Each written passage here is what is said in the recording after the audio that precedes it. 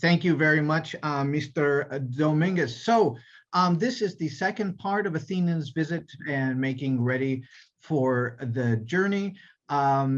This is preparation for post-secondary opportunities, and we'll have a look at that. And as always, don't forget that whatever we do here is going to be good for head, good for heart, and good for hands. And in the intersection of all of those, what we see is high performance. And a lot of times we refer to high performance as academic, but also we look at it in terms of service to others, developing a lifelong love of learning and cultivating essential skills. So whether you go to a gap year or whether you go to a community college, a state university, you go to Harvard, you come to us, we want you to be a lifelong lover of learning. Now, I see that there is a square that keeps appearing, so I'm going to stop sharing just momentarily and start sharing again here.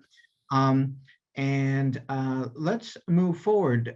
Now, behind me, as is typical for these sessions, is a college. This is a different college than before. We have had Oxford in the past. We have had the University of Chicago in the past. And what I would like to do is to ask the assembled crowd here, what is behind me? What is this institution? What makes it a little bit more difficult? This is a sketch.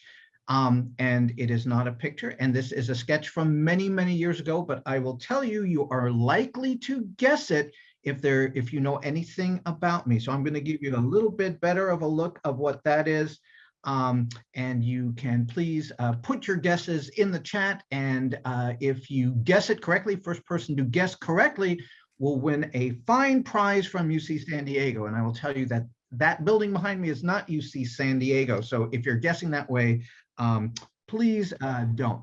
So at any rate, on with the journey. Now, the last time we came together, we talked about different colleges and universities, and one of our phenomenal parent scholars asked whether there was a list of different institutions. And what I've done here, and we'll make sure that this gets out to you, this is an aggregated list of different types of institutions. So what you see here at the top, these are national universities that are ranked, and it will give you all of the information that you want, how many people are in attendance, what's the rank, what's the cost, not only for tuition, but for room and board. For those of you who are more focused on the California State University system, I have also provided a link to a listing of the California State University campuses. You can pick geographically. You will find a map of the state, and wherever you want to go, just click the little dot and it will expand and give you all of the information that you need. Those of you who may be interested in pursuing opportunities at our 2-year and sometimes 4-year colleges, the California community colleges, I've included a link to a listing of all of the California community colleges with enrollment statistics. So if you were looking for perhaps a smaller community college, you can find it there. Some of you may be interested in West Point or Annapolis or the Coast Guard Academy, the Air Force Academy, and the Maritime Academies, which are not thought of as often, but very valuable for the merchant marine. You can find that list at todaysmilitary.com. Just click the link and you will be there.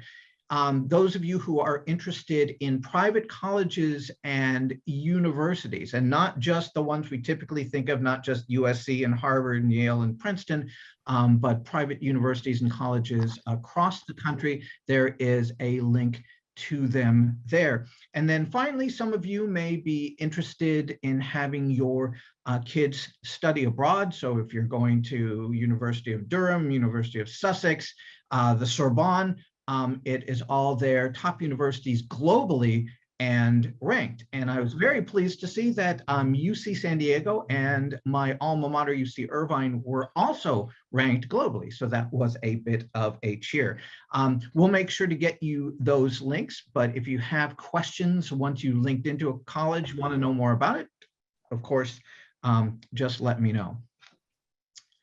Um, Mahatma Gandhi, and we know Gandhi for many things, but one of the things he said is that every home is a university and the parents are the teachers. So never forget your important role as an educator, because a child's very first teacher is you.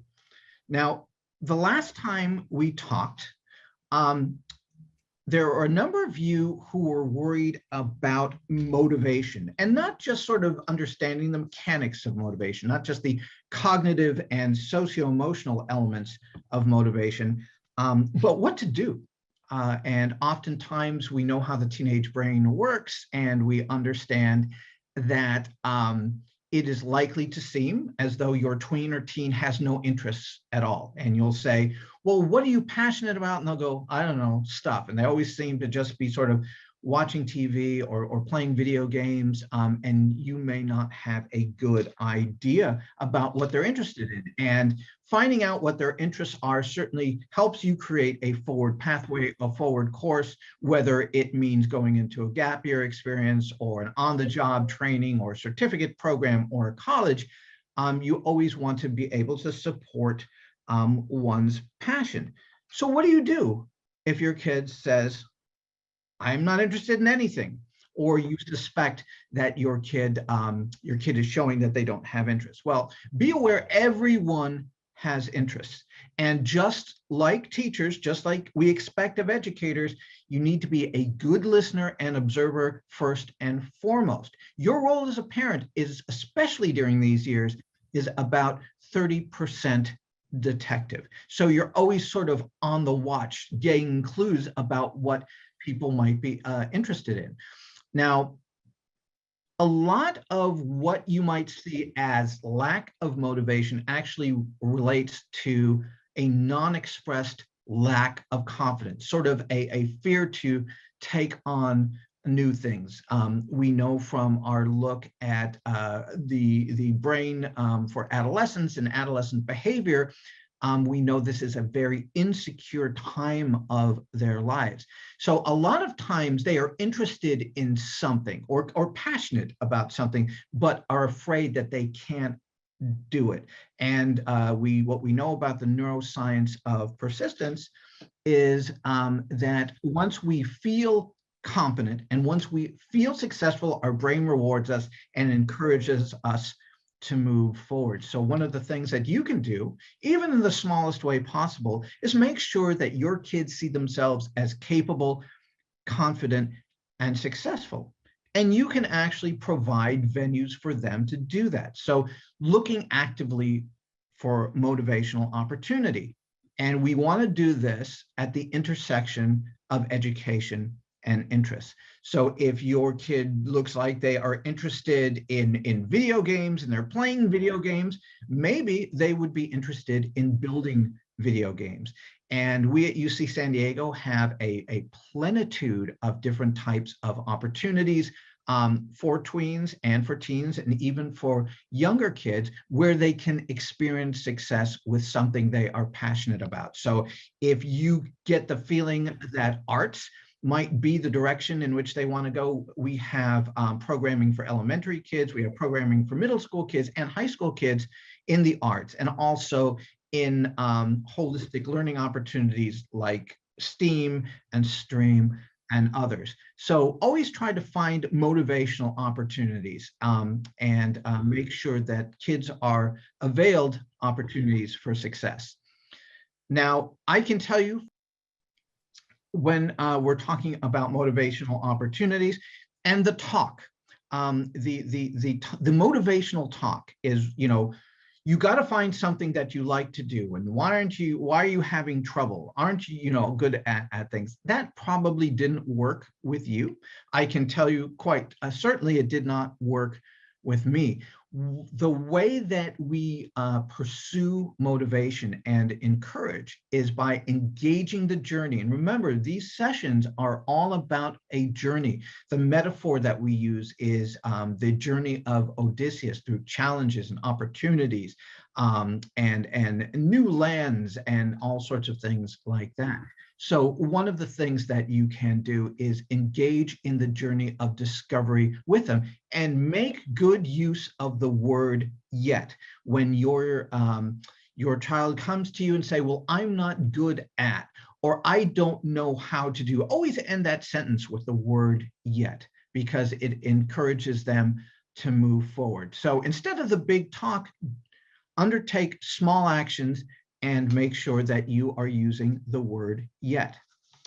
Now, we know that all of this really has to do with neuroscience. Everything that we've talked about from our very first session to the current session is all about neuroscience. And we know that at this age, the part of the brain that produces emotions and the part of the brain that encourages risk-taking is growing rapidly. So you will find at this age that tweens and teens have manifold interests, even though they may not be telling you about them.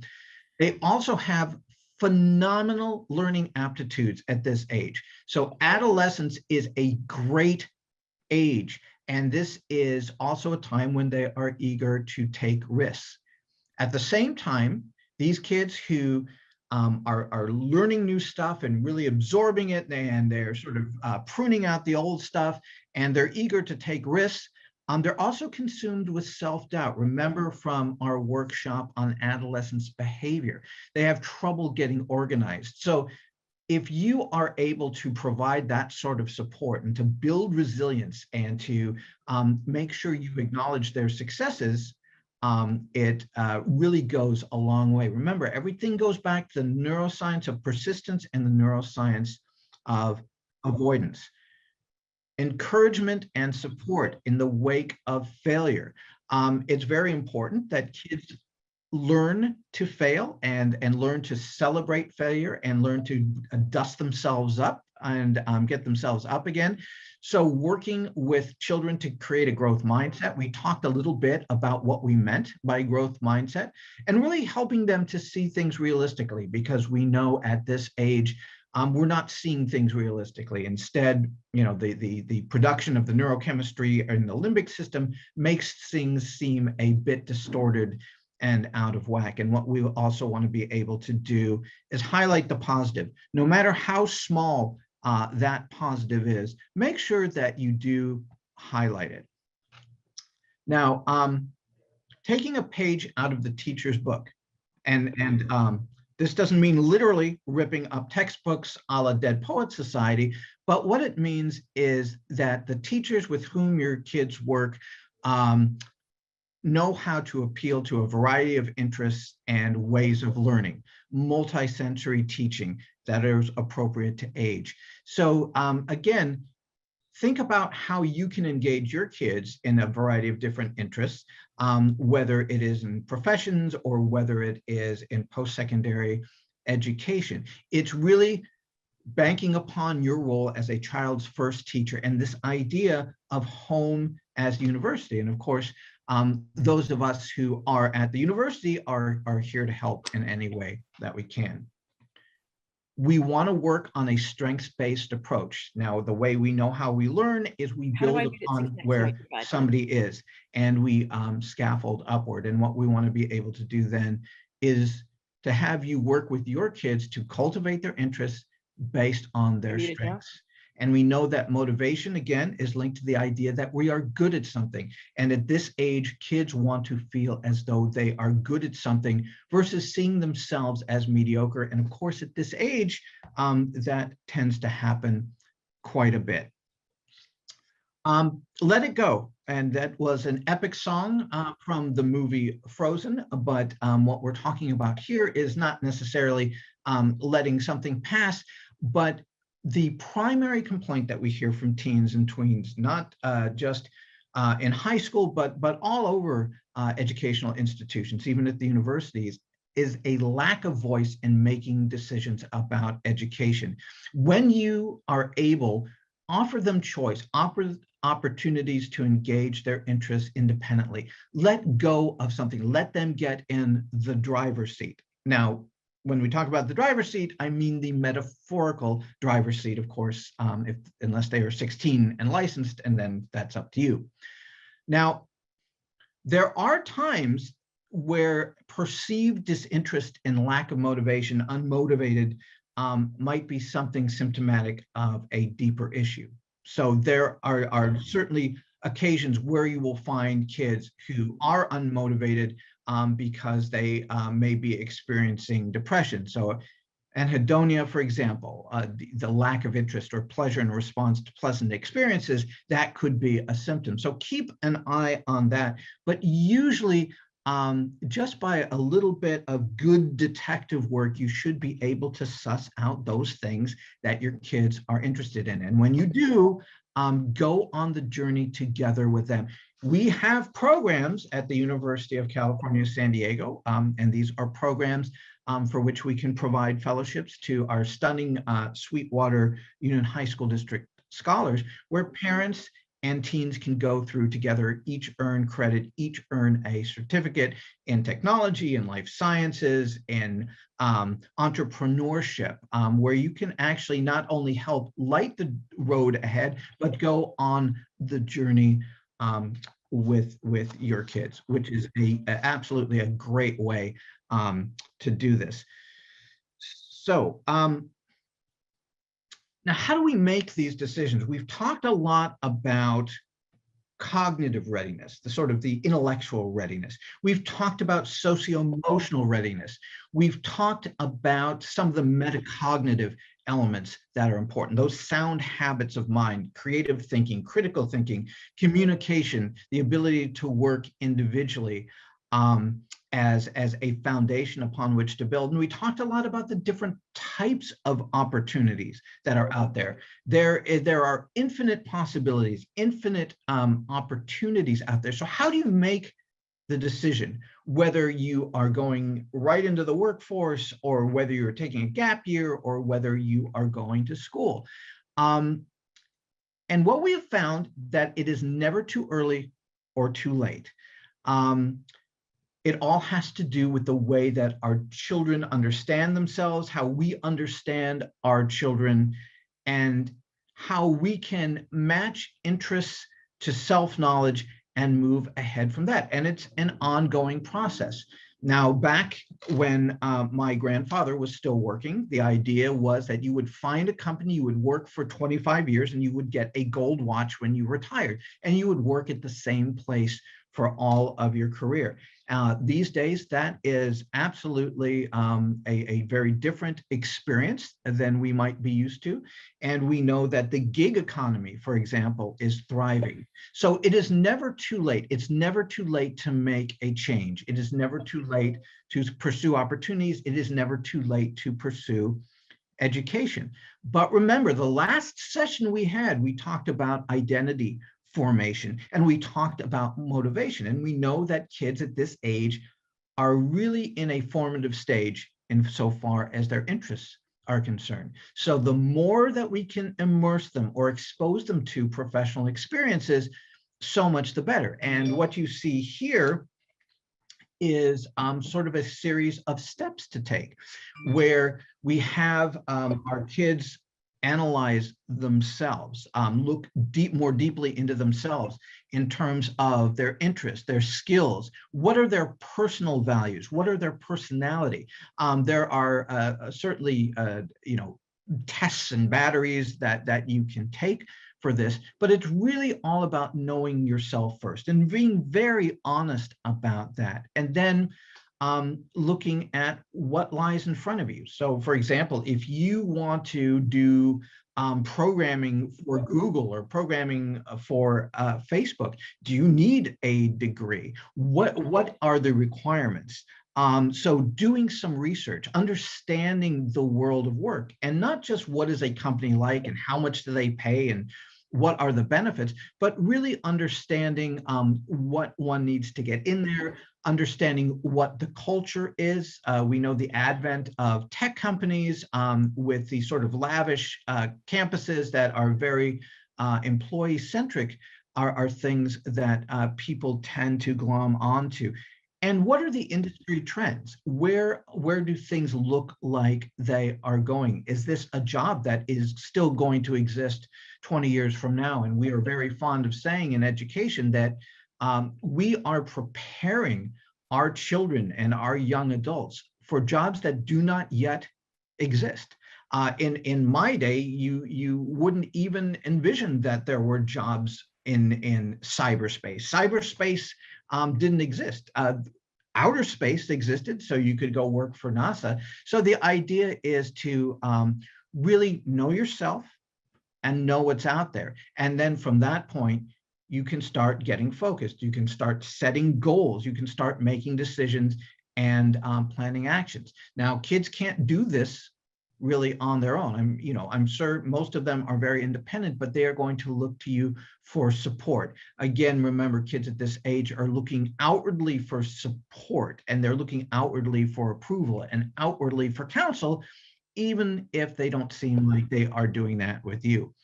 And then finding a focus is then to take some kind of action, to gain experience. Are there internships available? So for our programming for high school, we offer internships. We have an internship program where you're supported by the university as you go through an internship. So you can really gain firsthand experience. All of our courses for kids and young adults are focused on giving them very practical experience and understanding what a given profession is like.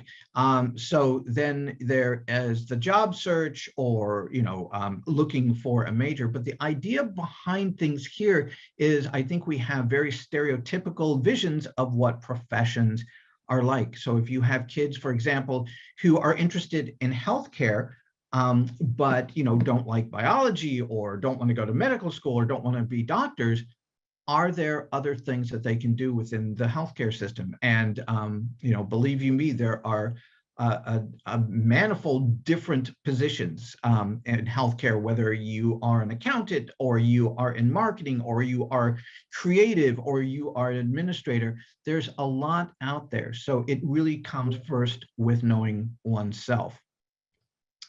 Now, again, our futures are always going to be in a state of flux. A few sessions ago, I talked about my own experience in heading towards post-secondary education, where I was sort of wandering down a path, getting pulled in one direction and then getting pulled in the other. And really, our hearts and minds really direct this. So, we may have an established pathway, but we may be called out by something here. So if we look at this approach, we can look at, again, not only knowing what your interests are, but understanding your value, understanding your options, making plans, and creating your own future. The working world is a lot different than it was in my day, and we are experiencing a period of time where it is really a seller's market in terms of employment. So again, another way of looking at it. So let's take an example of making a good decision. Many of you have heard the term gap year or taking a gap year. And when I was finishing up high school, taking a gap year basically meant, I don't know what to do. I'm just going to take a year off, and that we'll call that a gap year. But more recently, gap years have really been focused on experiential learning. So really not only getting to know oneself, but really getting to know what one is passionate about and what is out there. These gap years can take on a variety of forms. Some of them are very highly structured.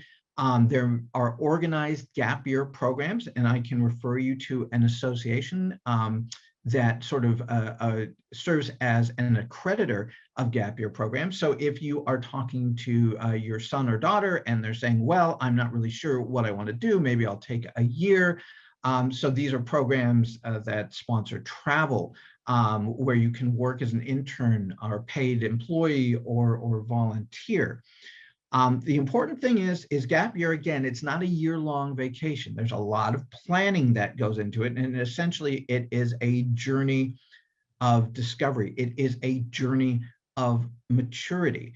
It's an opportunity to explore professional options, but they are purposeful. And there is data coming out of gap year experiences that speak very compellingly to perceptions about skills development and how it has helped people focus and gain a sense of maturity. So as you are talking to your kids about what to do after high school, this can be an option. And I would certainly recommend finding a program that is perhaps based at a university. Universities do sponsor gap year programs, and there are educational components as well. And that not only helps in the journey of self-discovery, but also gets kids motivated to pursue higher education as it is delivered in a practical and friendly environment. Now, you may think as a parent, especially a parent of a teen or a tween, that you don't have a whole lot of influence and that peers are the #1 influence. But truth is, they do listen to you and they do care about what you think. You are, and this is verified by research, this is just not me opining on the subject, but parents are the #1 influence on choice of career and college. So you do swing a big bat. So remember, your kids will always be looking to you to see what you think. And you don't have to have all of the answers. You don't need to be a comprehensive career guide or college catalog.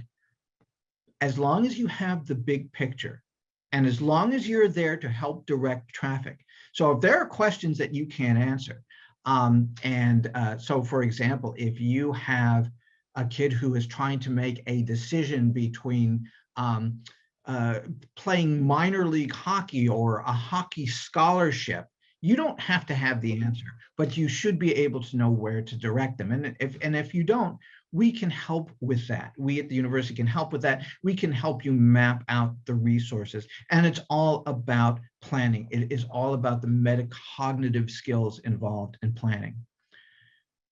You should be able to lead the way and model using your own effective style, communicating effectively and discussing the impacts of growth mindset. You have kids who will go to visit a college campus, or they will take a program on a college campus, and they will come back absolutely energized. And they'll say, I want to go to that university. I want to be there. I can see myself there. And then they may look at admissions requirements and say, I can't do it, or I'm not what they are looking for. And it's really, you are there to provide support, to say, hey, it is okay if you wind up transferring. There are different pathways into a university.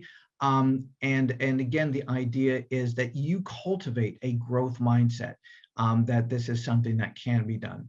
Encouraging critical and flexible thinking. Again, that is not only important in making a decision about the future, but that is something that will last a lifetime in terms of post-secondary education or going into the professions. What winds up happening with a lot of teens and tweens is that things seem incredibly overwhelming. There's so much stuff out there and they just can't organize it and make sense of it. And when it becomes too overwhelming, we know what happens in terms of the neurochemistry of avoidance. It's just too much, and it wouldn't help no matter what I do. So the idea is to start at the end. So you can work with them to say, okay, where do you see yourself perhaps in terms of a career? What would you really like to do? And then map backwards from that. And sometimes going backwards from the future is easier than going forwards from the present into the future, because you can see all of the steps rather clearly. Self-advocacy and resilience, the idea that kids should be their greatest advocates. They should be confident and they should feel enthused and engaged. Smart decision making as essential. So this again is not only part of selecting a college or selecting a forward pathway. What we do through UC San Diego is we are partnered with a group that helps with financial decision making. And we have workshops in both English and Spanish that are available without charge that encourages good financial decision making, things like taking out student loans. And we're going to talk in our next sessions about student loans and types of financial aid that are available, but also practical matters like getting a credit card when there are people on campus offering credit cards or bank accounts or car loans or things like that. Financial decision making is incredibly important. And again, you really want to start very early in the process. This is where brains are most malleable.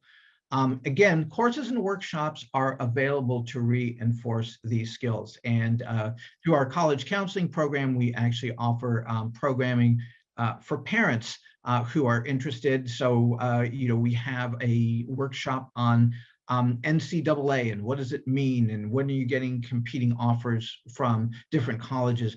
What do you do there? So if there are athletes who are thinking about the future, always listening. Be a good listener first and foremost. That is perhaps the most important. Being a cheerleader, even if you don't agree, it is important to be a cheerleader.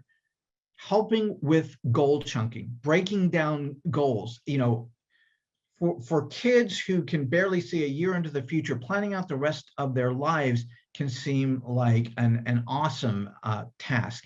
So the idea is that you can help them with breaking them down into manageable pieces. You've lived the life already, so you are in the best place to help them.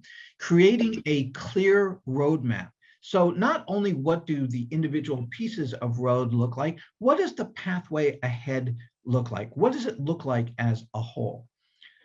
And transferring the motivation responsibility. No matter how hard you try, and I experienced this with my own parents who kept pushing me to the University of California and really trying to motivate me in all sorts of different ways. And wouldn't you like to be here and look at all that's available to you? And I just wasn't having it. There are some parents and caregivers who may feel they don't know enough about the opportunity but want to support. It's okay to transfer the motivation responsibility to others. For example, peers or counselors or relatives who kids can turn to for that.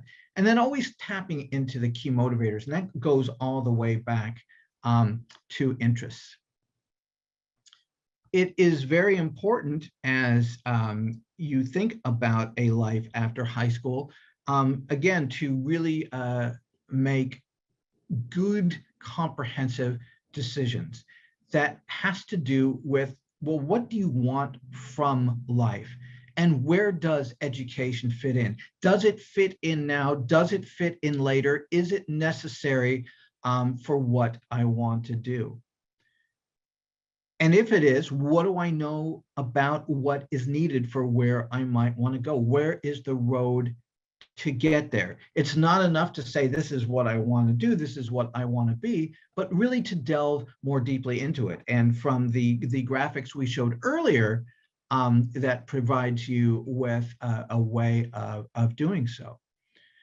When we talk about motivation, when we talked about inspiration earlier on, really understanding the value of post-secondary education and what type is most valuable. So are we going after majors that will get us good jobs rather than sort of bring us intrinsic joy? Are there ways to combine interests in a way that we know our kids will be financially secure as they push forward?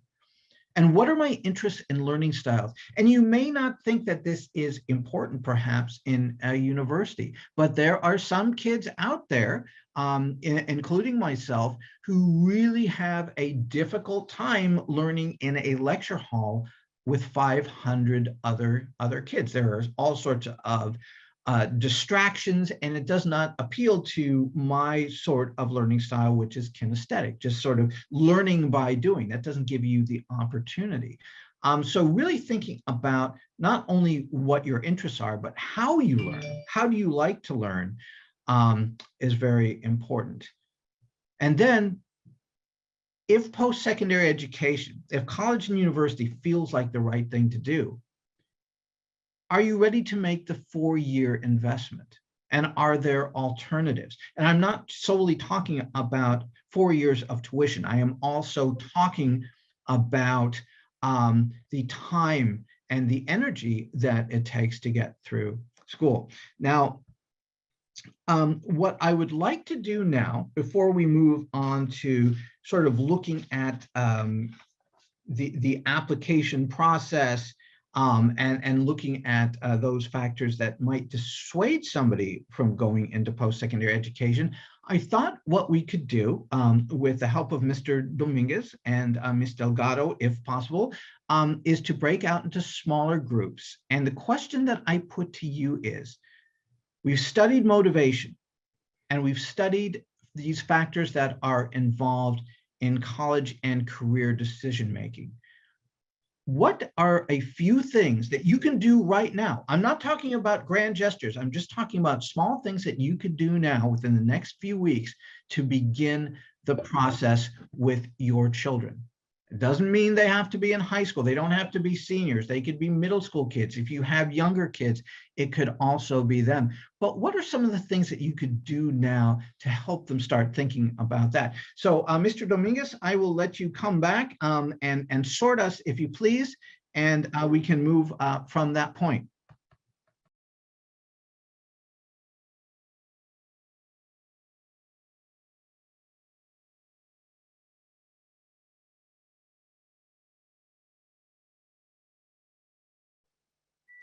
I think we are back. Mr. Dominguez, are we back, or is it just me who's back? I see a lot of people. We are all back.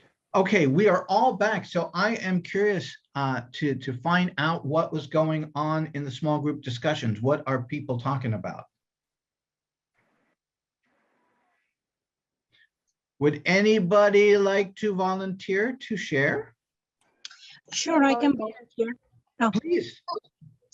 Well, I was expressing that I have been asking my kids since last week after last week presentation, start to see what he would like to be, and they don't know, right? Or in my case, my kid doesn't know yet, right? So I was just asking, if they have come across any kind of information that can help us as parents, of something that can explain to the kids what are the different careers out there right now, which I'm sure are different to when I, some of them are just different to when I went to school, right? And if there is any, so we talk about that, some personality test out there, or field trips to schools where other students talk to younger kids, about the careers and explain to them what is it. So that's what I got out of the group that I was. Well, that is fantastic to hear. And as a matter of fact, we are developing workshops that cover the broad span of careers that can be presented to both parents and students, that sort of look at industry sectors for the different types of careers that are possible. And certainly things like technology are always interesting to kids, things like multimedia, broadcast, how to use, for example, social media as a way to present documentary filmmaking. So there's a lot of interesting stuff. So do stay tuned for that, because that will be coming up. So, no matter what kind of ideas your kids might have, they may come up with something that you may think is outlandish, or there's not a career. that has to do with that. You'd really be surprised. There are a wide variety of careers out there, and so no matter how wild the idea is, definitely support it. And we are here. I am here. You have my contact information. You can always reach out to me about certain careers. If you'd like to know more about healthcare or engineering, anything that we offer on the UC campus, I can tell you what kinds of jobs are there at the end. So thank you for that. Anybody else who would like to share what came out of your group? What were some of the thoughts? Any things that you can do in the very near future to kickstart things?